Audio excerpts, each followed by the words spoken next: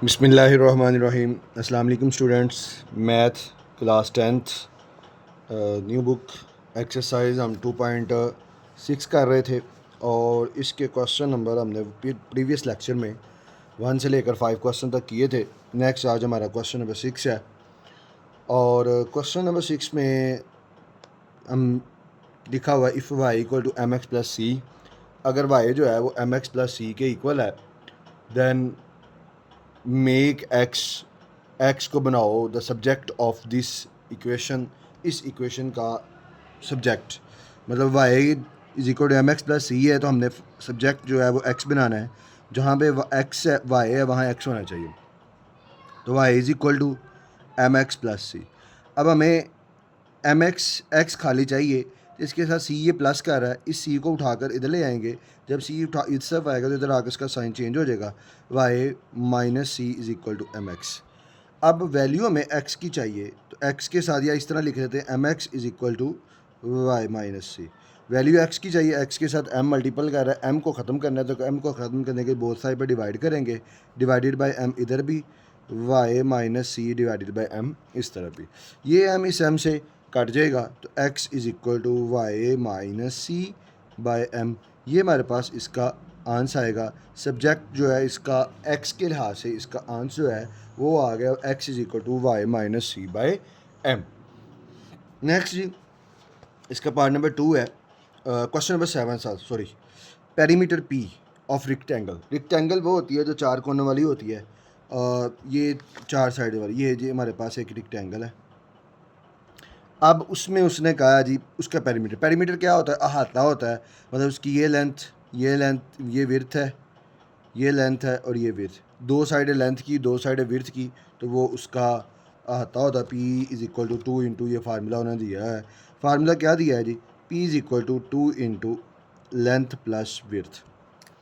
Make L as the subject. अब जहाँ पे पी है वहाँ एल होना चाहिए। अब एल एज ए सब्जेक्ट के तौर पर जो है वो एल इस्तेमाल हो। और तो क्या करेंगे, make the L as subject of this formula, इस फार्मूले का पी इज इक्वल टू। अब पहले ब्रैकेट ओपन कर लो, 2 को एल से किया 2l और 2 को w से किया तो 2w आ जाएगा। अब हमारे पास p is equal to 2l plus 2w है। हमने वैल्यूज़ में क्या सब्जेक्ट लाना है जी, एल सब्जेक्ट लाना है। एल सब्जेक्ट लेने के लिए 2w है उसको उठाकर हम इस तरफ ले आएंगे। जब इस तरफ आएगा तो वो माइनस का हो जाएगा, p minus 2w is equal to 2l। अब इसको अगर मज़ीद सॉल्व करते हैं, p minus 2w is equal to 2l। अब सब्जेक्ट जो है वो हमने l बनाना है तो या इस तरह लिख लो 2l is equal to p minus 2w। अब वैल्यू हमें l की चाहिए, l के साथ क्या मल्टीपल कर रहा है, 2 को बोथ साइड पर डिवाइड कर देंगे तो 2l divided by 2, p minus 2w divided by 2 is equal L is equal to P minus 2w over 2। ये इसका आंसर आएगा। Next question number 8।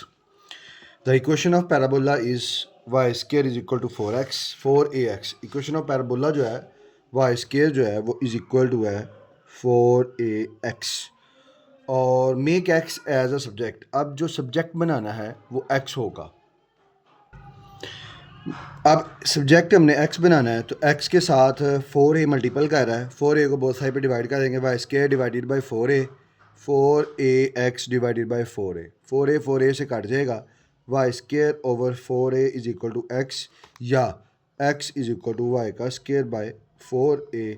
और ये हमारे पास सब्जेक्ट x के साथ उसका आंसर देगा। नेक्स्ट उसका पार्ट नंबर है क्वेश्चन नंबर 9। इफ़ अगर p is equal to s minus C हो, p जो है s माइनस सी के इक्वल है, where s is the selling price, s जो है वो सेल प्राइस है and c is the cost price और c जो हमारे पास है वो कॉस्ट प्राइस है। मेक s एज सब्जेक्ट और s को सब्जेक्ट में ऑफ द इक्वेशन में। तो p इक्वल टू हमारे पास है जी s माइनस सी।